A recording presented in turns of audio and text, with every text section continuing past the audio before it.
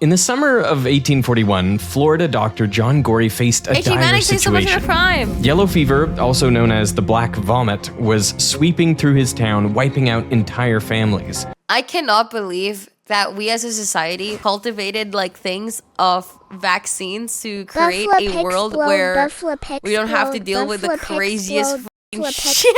And then I don't know what happened. Why did anti-vaccine become so popular? Patients came to Gorey's small infirmary jaundiced and burning with fevers up to 40 degrees Celsius. To cool his patients down, Gorey couldn't turn to refrigeration because that hadn't been invented yet. So he came up with the radical treatment. He suspended pans of ice in his infirmary, allowing the cool, dense air to flow down over his patients, providing much an AC! Needed relief. But this treatment was almost impossible to sustain because it required hundreds of kilograms of ice per day, and Gorey had only one way to get it. He relied on ice blocks that were transported thousands of kilometers through a now-forgotten ice empire, a vast network of ships and ice houses all built and controlled by one man, known to the world as the Ice King. Over the previous 35 years, he had forged a monopoly that spanned the globe, and anyone— God, I cannot believe in one time in society that we had to mine ice so that we can have ice. Isn't that crazy? Isn't that crazy that we used to import ice? Wow. Who wanted ice was at his mercy. Gorey only got a few deliveries each year, and now, by the peak of summer, the cost of just a few days' ice for the infirmary would have been more expensive than the average yearly wage. So locals began to refer to the ice as white gold. As Gorey's that's so crazy to me! Supply ran out, he was forced to watch his patients suffer and die. It was in that moment that he decided he would find a way to free the world from the grip of the Ice King. By the turn of the 19th century, most of America's ice came from the northern states, where thousands of square kilometers of lakes would freeze over for much of the year. The hard part was getting all that ice out. To get ice out of a lake or river, first of all, you had to trust that it was deep enough to support your weight. Then there's no way to really tell. Then you had to walk out several feet onto this plane of ice, take a saw that's as long as I am tall, and then carve the very ice that you're standing on, and just, Isn't that crazy? Yeah, they for, I don't know, if you want to have like an ice cold drink back in the day. Too bad. You have to to heaven that it doesn't sink. Then you had to kind of float it to shore, and a horse would help to kind of pull the ice into the back of a wagon. What? It was frequently common for the harvesters and their horses to fall through into the ice, sometimes to their death. This dangerous and painstaking process meant that ice remained a rare commodity, available mostly to wealthy landowners. One of the few who had access to it was 22-year-old Boston merchant Frederick Tudor. Audie 9, thank you so much. 9 months at tier 3. Thank you so much. 9 Happy months. Valentine's. Let's go. Just happy to be In the winter here of with my 1805, favorite Tudor yappy was red thinking panda. back to a tragic incident that had happened 4 years earlier. He and his brother came down with a bad fever while visiting the Caribbean. Back home, they would have just asked their servants to get some ice. But on the islands, ice was unheard of. With no way to cool down, the brothers cut their trip short and returned to America. And while Frederick recovered, his brother did not. Oh. Today, we know that ice— Henry Avery's. Oh, Henry Tudor. Oh, fuck. Sorry. Today, we know that ice wouldn't have saved his brother's life because he likely suffered from a rare case of bone tuberculosis. But at the time, Tudor believed that it was the lack of ice on the islands that was responsible for his brother's death. It was this painful memory that gave him an idea. What if he could be the one to bring ice to the Caribbean and, in the process, make— Won't that just melt? Am I crazy? Or am I— his fortune? So Tudor got to work. He hired dozens of men to gather ice and approached investors to help finance a ship. But there's no But to the fridge yet investors, during this that day. plan seemed ridiculous. Tudor wrote, People only laugh when I tell them I'm going to carry ice to the West Indies, which is understandable because the journey that's would crazy. take 3 weeks, sailing through warm seas under the blazing Caribbean sun. I mean, can you really transport ice in those conditions for that long? Wouldn't it all just melt? It turns out people had figured out ways to make ice last a long time, even thousands of years ago. As far back as 500 BC, in the scorching summers of the Persian Empire, ancient kings like Xerxes enjoyed refreshing frozen desserts, even when the outside temperature climbed as high as 35 degrees This fucking rich motherfuckers, bro. Celsius. Now, ice in the desert might seem strange, but during the winter months, temperatures can drop dramatically. So the Persians filled shallow pools with water, which would freeze overnight, and in the morning, they would break up the ice sheets and collect the pieces. To make that ice last until the summer, they used 3 key techniques.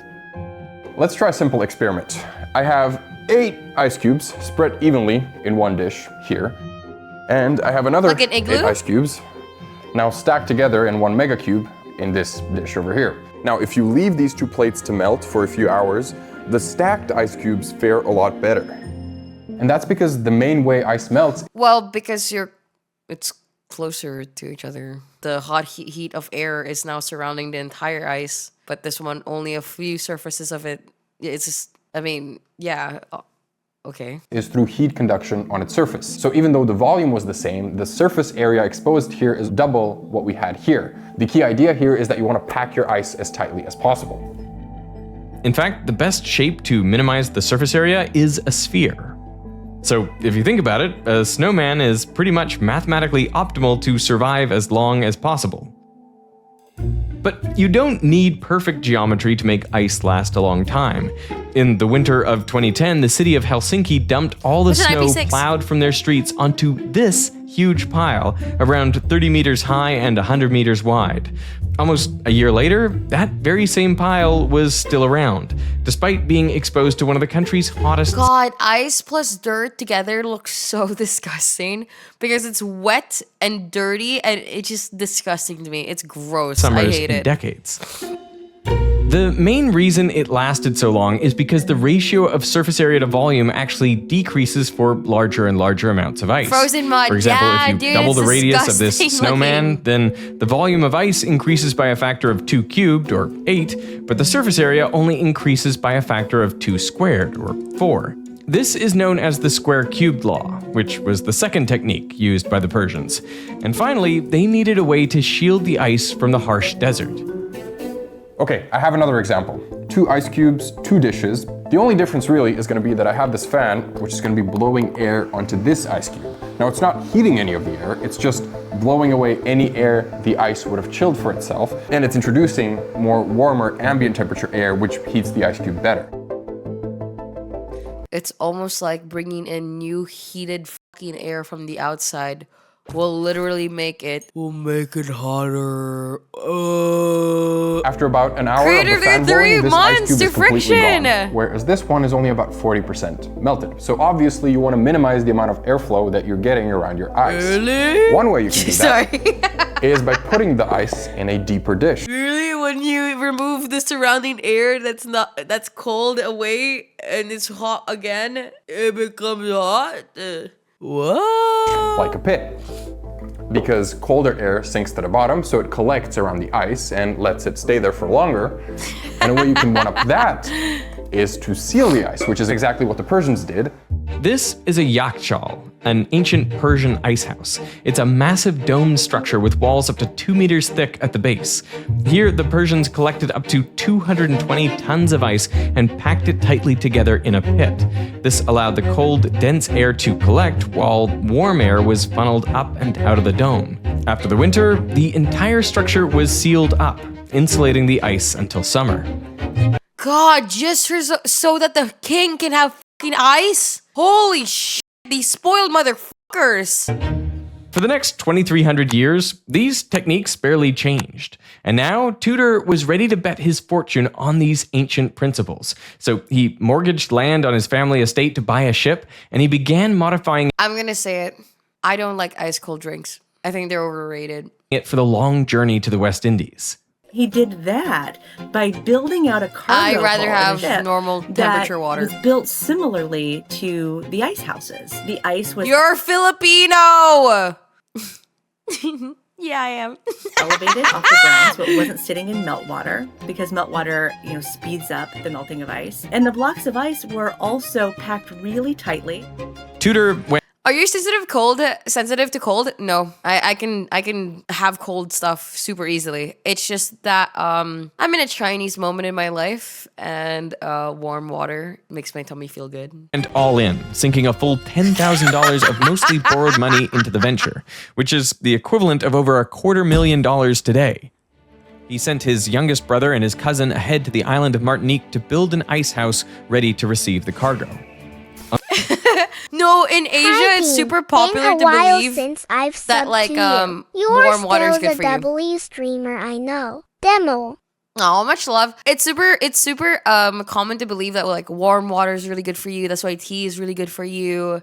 To like, I don't know, etc., etc., etc. Balances the body, and you know what I mean. On the morning of February 13th, 1806, Tudor departed Boston. My Indonesian grandma ordering drinks warm water. I shit you not, my mom in any restaurant, she goes like, "Can I please have some hot water?" And every single time she refuses to drink cold water. I don't know why.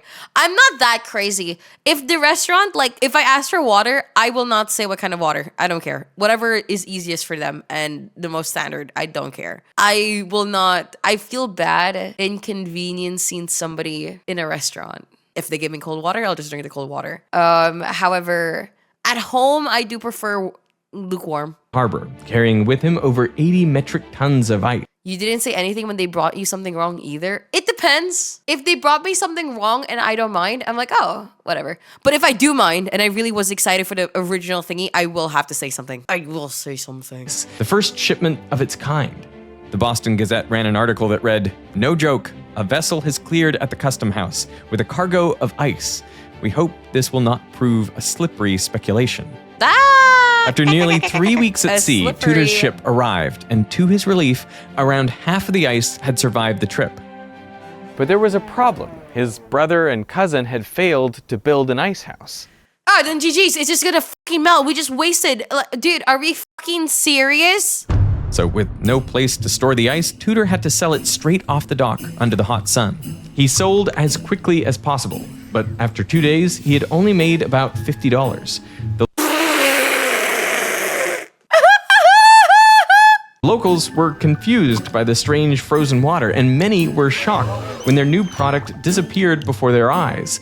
One customer tried to save his precious ice by submerging it in a bath of water, only to find it vanishing even faster. In the end, all Tudor could do was watch his remaining ice melt away. Yet somehow, he was undeterred, and over the next 4 years, he continued to borrow money, using every cent to ship ice to new markets like God, I fucking hate rich people. The fact that they can just borrow money like that. God, Lord have mercy. Cuba, Jamaica, Barbados, and Antigua. But business remained difficult. Tudor wrote, "I found myself without money and without friends, and with only a cargo of ice in a torrid zone to depend on for the supply of..." Dude, to be fair, I'm not gonna lie. If I was his friend back in the day, I would be like, "Thou shalt..." Dude, sorry. You are a fucking idiot. What the fuck? What do you mean? You can do it too, Demi? Yeah, but I'm shy. I don't ask for money. I don't like the idea of like owing somebody money. Both. By 1809, Tudor owed $40,000 to investors, which is over $1 million today. He was hounded by creditors. He was forced to hide from sheriffs. That haven't lost thine marbles. Like, dude, what do you mean you're fucking trying to like bring ice to the... Oh, what the fuck? On his own ships, and he was even sent to debtor's prison twice. He later described it as the winter of my discontent, but during that time, he had a revelation. The reason demand wasn't picking up was because the people of the West Indies didn't know what to do with ice. So all he had to do, he reasoned, was make them understand by offering them some refreshing drinks. He convinces the bartenders there to let him show them how to make icy cocktails. And he gives the ice initially to the bartenders for free. So the the free tactic. bartenders can sell both the icy drink and the room temperature drink at the same price just to see what their customers prefer. And lo and behold, they prefer the icy drink. In Tudor's own words, a man who has drank his drinks cold at the same expense for 1 week can never be presented with them warm again. Only for genius? Tudor even showed them how to make ice cream, which became an instant hit, especially in Cuba. 150 years later, during the Cuban Revolution, its leader, Fidel Castro, was obsessed with ice cream. He was actually known to eat up to 18 scoops after lunchtime. I mean, to be fair, if ice cream back in the day was a delicacy, I would also be like fucking that shit up. Which is a bit crazy. His sweet tooth was so famous that the CIA actually tried to assassinate him with a poisoned milkshake. Now, back in Tudor's day, his work was finally paying off. The cafe owners in the West Indies started asking him for more and more ice, and he realized that he could increase his profits just by refining his methods. So he started using sawdust to insulate his ice on the ships. Ew. Because sawdust was a phenomenal insulator that you could basically get for free from all the sawmills around Boston. They were just trying to get rid of it. And he also replaced the manual saws at the lakes with horse-drawn plows, which made it all the easier to get the ice out. Because of that, the price of extracting a ton of ice dropped from around 30 cents all the way down to 10 cents. By the 1820s, Tudor was finally turning a profit. 2/3. The ice trade began to pick up. So much so that copycat businesses began to crop up. But Tudor wasn't You know you're doing something right is that if you're doing something where nobody else is doing, but suddenly when you start doing, everybody else is doing, that's when you know you did something right. about to let anyone else have a share of the market he created. So to maintain his monopoly, he often undercut his competition until they either gave up or went out of business. Tudor's ambition didn't end there, and he wrote that there was an experiment I have been desirous of making for 20 years. In 1833, he took on his biggest challenge yet, a 4-month journey to ship ice halfway across the world to Oh my god! What the fuck? Why? Calcutta, India. What? Would it be easier, cheaper if they just brought the ice from here to here instead of from a ship from there to there?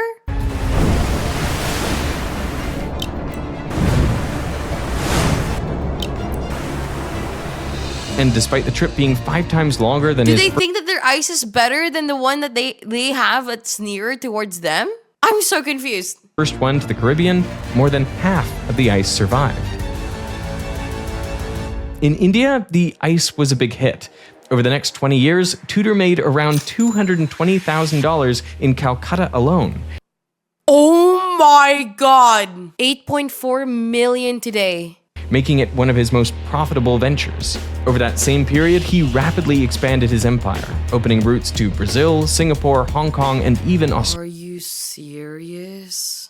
Australia. His yearly sales went from less than 10,000 tons in the 1830s to a record high of 132,000 tons in 1856. Seeing the wealth and power of his monopoly, the world gave Tudor a new name, the Ice King. In under 50 years, the ice trade had become one of the largest industries in the US. All right, somebody build the fridge. Kill this industry. And its second largest export by weight. What was once a luxury product became a commodity. By the 1860s, devices known as ice boxes started popping up in ordinary kitchens. Essentially, they were insulated wooden There it is. cabinets with a compartment for ice at the top, which would then cool down the food underneath, keeping it fresh. Families across the country soon bought ice daily or weekly. Oh, but they still had to buy the ice. It's an ice box. They just put the ice in and it becomes a... Are you serious? With the average New Yorker buying over 600 kilograms a year. This surge in demand resulted in a curious new profession, the Iceman. The Iceman Wow. would go door to door delivering huge blocks of ice up to 45 kilograms. And while home delivery was nothing new in the 19th century, the Iceman was unique in that he needed to go inside your house to make his delivery. All kinds of rumors and jokes and cultural thoughts started to crop up. And if you look at some of the most popular songs at the time, she fell in love with the Iceman, or the Iceman took my wife. If you look at old Valentine's Day cards that were circulating at this time, they all had puns about the Iceman. The Iceman. What the fuck?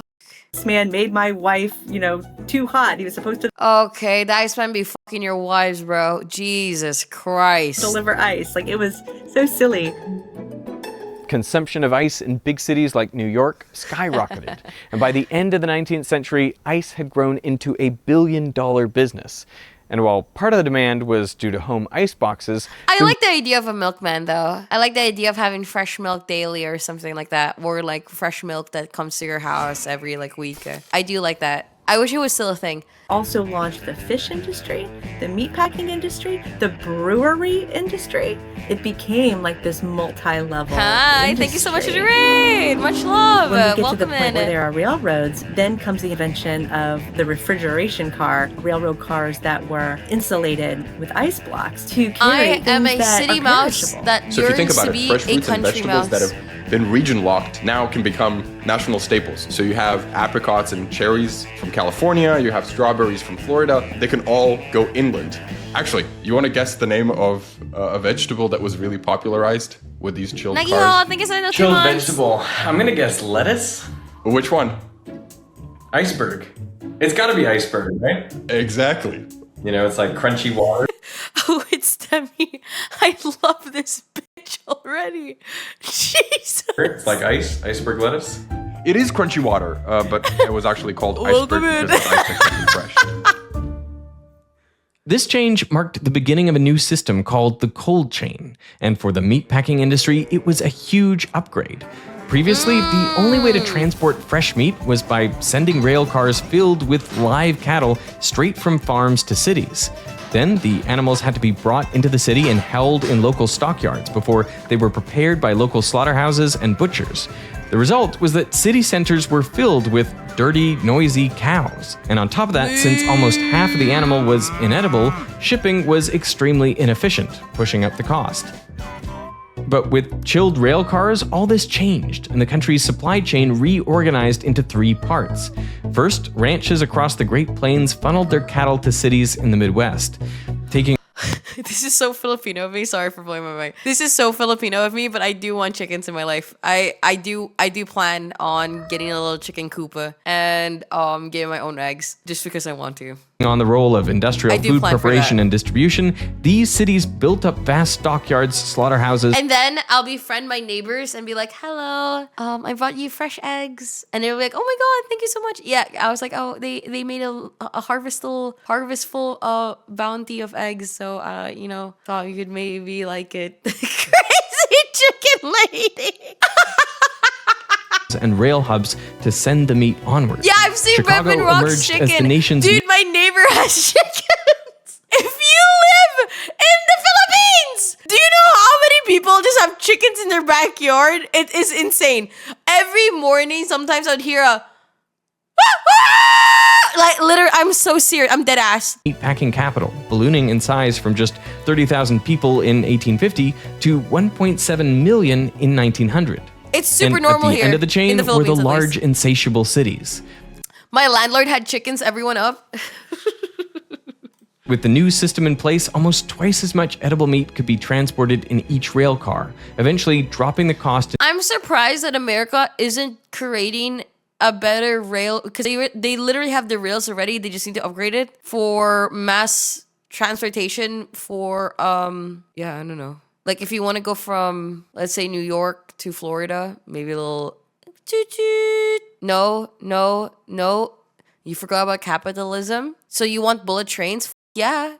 Dude, America would be so nice if they actually had like good transportation. In Japan, when I went to the countryside, everybody was so nice. And then I had to buy something and it was a trust as you go kind of thingy. Like this happened in the Philippines as well, where you get what you want and just pay and nobody's like manning the stall. And I'm like, oh. And like, dude, every time I'm in a place where honesty stores, are a thing. You have no idea. I get so stressed and sometimes I just overpay because I'm so scared of underpaying what I bought. You have no fucking idea. Every single time. I legit, I'm so serious. Every single time I go through an honesty store, boom, I overpay. In urban areas by 39%.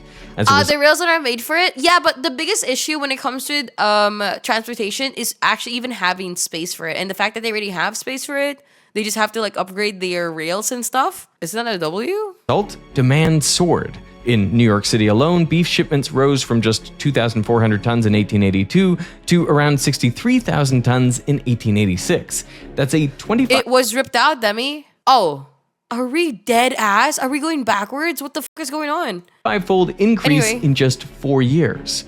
But more importantly, with a national distribution network to rely on, these cities no longer needed to prepare meat locally. They could finally get rid of all the infrastructure and herds of cows in the city center, freeing up the land for things like housing, offices, and factories. This fundamentally changed their structure and gave rise to the modern city of today. Happy Valentine's. But while the cold chain was redefining America, a new invention was about to overthrow the natural Finally! Fuck them Ice Kings! ice industry, which brings us back to Dr. John Gorey in the 1840s. A few scientists had devised and even built prototype cooling machines, but they weren't commercially viable. And Gorey wasn't faring any better. Oh, dude, I know he's like the fucking oil industry. I know he probably bombed that shit. 100%. He saw that people are ruining his fucking ice industry. And he 100% tried to like ruin it. 100%. Or try to like make it like not commercially available long way. I 100%, dude. Had spent 3 years struggling to make artificial ice with no success. But one night, while experimenting with an air pump to drain a bucket, he noticed that if he let the air expand quickly, it formed a thin layer of ice on the surface of the water. He had just stumbled upon the breakthrough he needed. And he set about creating a prototype based on this idea. Take a sealed cylinder filled with air and a piston that can move inside it. We'll assume there's no friction or heat loss to the environment.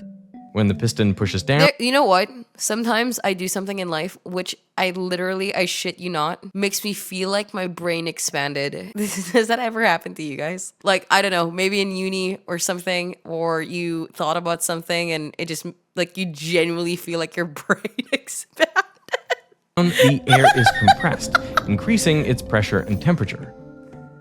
The reason the temperature increases is because as the piston pushes down, it moves toward the air molecules. Yes, and while they're more likely to hit themselves and et cetera, causing a massive like movement spike and et cetera, which creates heat. So when a molecule bounces off this moving surface, it gains a little bit of speed.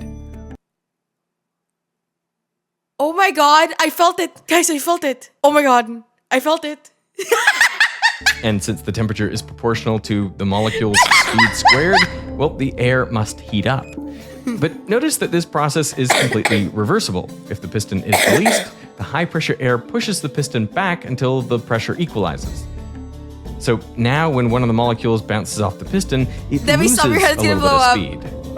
Gorey knew that if he simply let all of this hot, high-pressure air expand, it would return back to roughly its original temperature, which wouldn't be very helpful. But what if he first cooled the air and then let it expand? Well, then its temperature would drop far lower than the ambient air. He started with a similar setup, a cylinder and a piston that were powered by a hand crank, which he then attached to a large air tank. As Gorey turned the crank, the piston moved down, compressing the air and raising its temperature.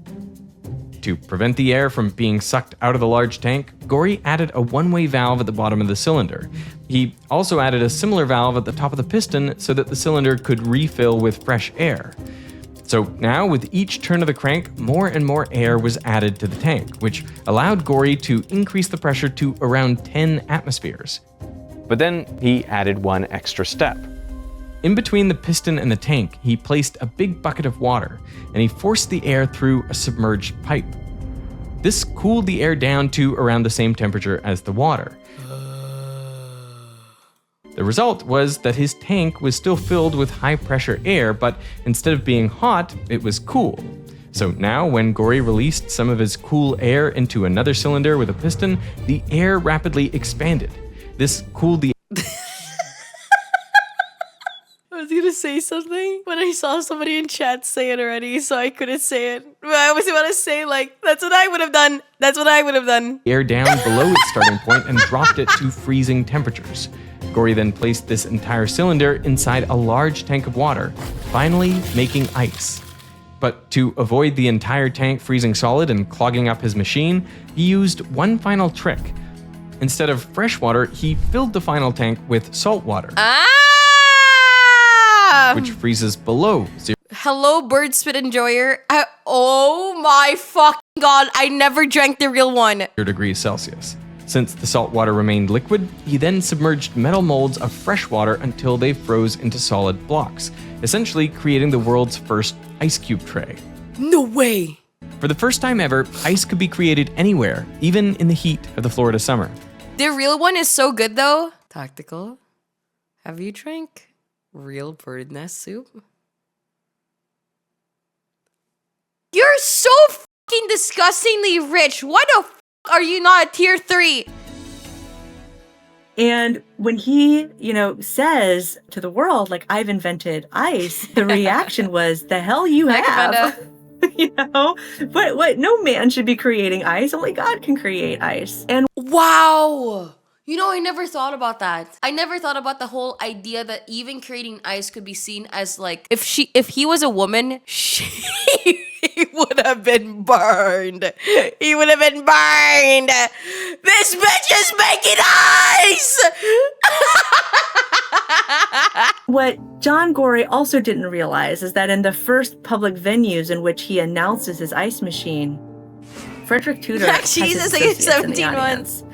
And Frederick Tudor is a man who does not take lightly to threats to his empire. And what bigger threat to the, natural ice harvesting empire is there than humans? Those are talking about ice again now. Son of a bitch, this is not political stuff. This is literally literal ice. I swear to God. Made ice. There was no way the Ice King was giving up his empire without a fight. Of course.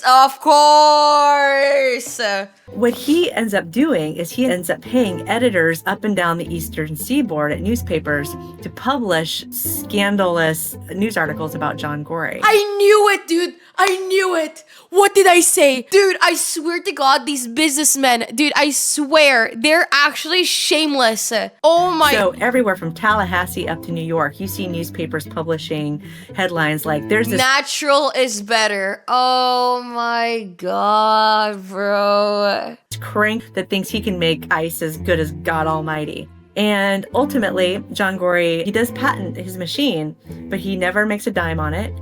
Gory spent the next few years in financial ruin. A decade later, he died alone and penniless, most likely. Wait, the guy who was the Ice King or the guy that created the fridge? Oh, that's so sad. Succumbing to malaria. There are reports he suffered an extremely high fever in his final days, the very symptom he had tried to alleviate for so many years. But Gory's invention hadn't been completely ignored. Soon, others began work on artificial cooling machines, including James Harrison, a Scottish-born engineer working in Australia. Harrison noticed that Gory's machine had one big drawback. It relied on just two components to move heat, a compressor and an expansion engine. So instead of using air to cool his machine, he tried a different approach. I have a can of freeze spray here, which is a liquid that when I press down on this button, comes out and immediately evaporates into a very, very low temperature gas. So what I'm gonna do is I'm gonna blast it at this cup of water, and the process is actually so effective that in essentially under a minute, I'm able to get some ice to form in there. Okay, so after a layer of water, what you get is a bunch of ice. Now the reason this works is because something so special cool. happens when a substance changes phase. So in order to go from a liquid to a gas, it needs to absorb a lot of energy. And pretty much all this energy goes into overcoming the force of attraction between molecules so that they can disperse and go into the gas phase. Harrison realized he could take advantage of this effect by forcing a fluid to continuously evaporate and condense as it's going through a loop. A modern version looks something like this. Start by adding a liquid under Oh, here we go. Okay, start by adding a liquid. high pressure to a loop. Passing this liquid through an expansion valve quickly drops the pressure and temperature, causing some of the liquid to immediately turn into a gas. The mixture then passes into an evaporator coil where the remaining liquid continues to boil. But this phase change requires a lot of energy, so the liquid absorbs heat from the environment, and this is what creates the cooling effect. The cold gas is then cycled through a compressor, raising its temperature, and then it's pushed through a condenser coil. Here, the hot gas cools and turns back into a liquid, releasing the absorbed heat back into the environment. That's what I would have done. Or returning to the expansion valve. By repeating this cycle Has Demi finished high school? I finished college. over and over again, Harrison was reportedly able to manufacture as much as 3,000 kilograms of ice per day. And his machine was a huge commercial success. I finished high school at Demi, 15. just- How? I skipped a few grades because I took an exam and absolutely fucked it. So I skipped, I think, 2 grades. And then in uni, I graduated when I started uni when I was 15 and stuff. Graduated when I was 20. Meanwhile, public resistance to godless ice and artificial In what cooling field? began Computer to science. fade, overshadowed by a growing health crisis. You're secretly an American honor student, I swear. Conspiracy theory! I was made by American soil to propaganda the idea of that. Okay. crisis linked to natural ice.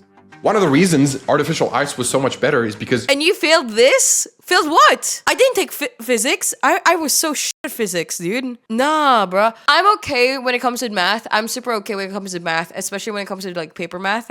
However, I would not survive if I was an engineer. we make it on our own terms. With natural ice, we had to wait until the right season, in the right place, and then whatever happened in the water that froze, like something died or was rotting in there, you had to work with it. Physics all math, girl? I know. I didn't say it was my best subject. My best subject in uni was programming stuff.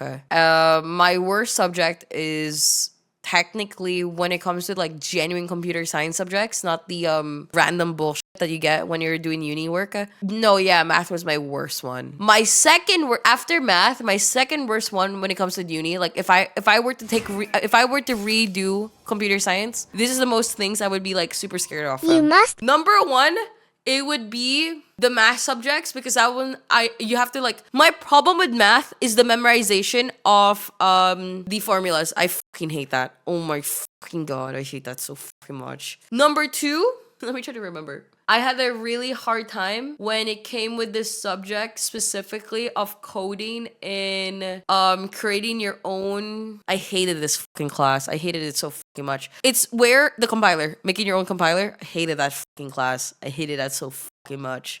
Hated it so fucking much. By the time we get to the mid-19th century, the peak of the Industrial Revolution, factories and farms just Assembly, letting loose yes. their chemicals Assembly, dude. and detritus into the Hated nearby that fucking lakes and class. rivers. You put an ice block into your cocktail, And then you have to deal with like the professor is going like, oh, back in my day, we have to like do the punch cards in the machine and oh, you guys are so lucky with your computers now. Oh my god! get cholera. They're like stories of hospitals treating wounds with ice, and then the ice makes you get a disease, and your wound isn't even the problem. They're getting cholera. They're getting food poisoning or No, dude, I love my professor so much, except for this one bitch. I hated her so fucking much. I hated her so much that I dropped the class. There was this one time, dude, it was such a PTSD moment for me that I don't even remember what class it was. This specific professor, there's this thing in uni, for at least in, I don't know if for you guys, but in the Philippines, we have this thing where you can like rate your professor. I was unable to get the professor I wanted, so I had to go for another professor for this specific subject. And then I didn't search because like I had no choice anyway. Motherfucker. Oh my god, she is a terror prof. She is genuinely something like, hey guys, if you want to fail your class, then go and then pick her. And I thought that maybe they were just dumb and I didn't believe it. I was like, dude, they're just overreacting. Whatever. I'm not gonna deal with this. I'm gonna take the class, do what I need to do, and just do it. Motherfucker, I should have fucking listened. I am the dumb fuck. Thought that I could do it. No. She ruined my whole fucking semester. I was literally supposed to get Dean's Lister too, except for that one fucking class. She literally ruined my streak of getting Dean's Lister. FYI. That one fucking check. Dude, she was so, oh my god. And the way that she explained stuff too, like I can't listen. I snooze fucking fast. Oh my god. I had this one professor that looked like the most stereotypical computer science like professor I've ever seen in my life. It was absolutely peak. I shit you not. It was actually peak. It was a guy, he's the one that taught me C programming. And I shit you not, he had the button up shirt, he had the tied up long hair, he had the glasses, specifically with the rectangular kind of glasses. He had like the kind of receding hairline as well. And the way he spoke was exactly like, and he had the programmer socks as well. The long, dude, it was peak, dude. He was one of my favorite professors as well. He was fun as fuck. He was the one that would always bring it up about how he, when I used to code, I would have to do the punch cards of zeros and ones so that we could, and then every time if I want to check whether the code works, I have to put it in the machine and wait until I was able to go back to uni. Poisoning. I mean, they're getting very, very sick. Yo, Ditus! So when we were first talking about this story, I was thinking about this, frozen New England ice, and I was just imagining. Oh my god, did you know that Ditus, I don't know if you want me to say it, but Ditus lived in the condo that I was in. When I was in uni, I lived kind of close to the uni because like it was too far away, and I met him and stuff because we were in the same building. And I was like, oh, hello. And then he was a friend of a friend as well. And then that's how we met. Like the purest lake water, this crystal clear ice, and like just this incredible product, right? But now that you mention it, like, yeah, it probably is a lot less hygienic. And there's probably germs in there. And so the, human-made ice companies were like, sure, our ice isn't made by God, but natural ice will kill you. So which one do you want? After the first affordable home refrigerator landed in the mass market in 1927, it became one of the fastest adopted new technologies of the entire 20th century, going from less than 1% of homes having one in the 1920s to 85% by 1944. This made its takeoff even faster than the motor car replacing the horse-drawn cart. There's this argument of, would the world really be so different without refrigeration? Like, sure. Duh. What the fuck is that question? We wouldn't be able to like fucking cool our food and things would just be fucking dead in like a few days. Dude, cooking would be fucking hell. Nah, I would need a house husband for sure. Food, strawberries, iceberg lettuce. But then you think about vaccines, blood donations, insulin, the same cold chain transports those things. And then beyond medicine, the same principles that Harrison and Gore used for their fridges are what allow us to cool things down to almost absolute zero. Over the past century, so many of the discoveries that we made rely on this principle of refrigeration. MRIs, the large hadron organ donations would be absolutely bleak. Collider at CERN, the James Webb Telescope, all of that is also refrigeration. And my favorite is the PCR story. Where as a house husband, I would refuse. Come on, don't you want the idea of going to the groceries every single day to pick up our food that we need for our daily sustenance? And then you have to cook and prepare that meal in literal, same day, or else it'll be too late. And then if ever nobody eats our food, then it just goes bad. And then you have to clean that up, and then you have to wash the dishes, clean the clothes, clean the house. Thermos Aquaticus was in a fridge for 16 years before carrying. I have a question, guys. If you earn enough, would you be okay with your partner also not earning? Not also, but like not earning in general. Yes, Demi wants a triad husband. No. staying at home 100%, they can do whatever. In my opinion, I wouldn't mind that as well. If I had a husband and stuff and I was earning enough for both of us and stuff like that, and he wants to stay at home and just take care of the kids and et cetera, or something like that, yeah, I'll be okay with it as long as they have like hobbies and et cetera, and they have like a goal in mind, like not doing nothing. Because like technically taking care of a family is also kind of like a job. If you want to do it like full time, is also could be a job. Okay, let me imagine it. I am gone for, let's say, 8 hours a day. Hard work, streaming.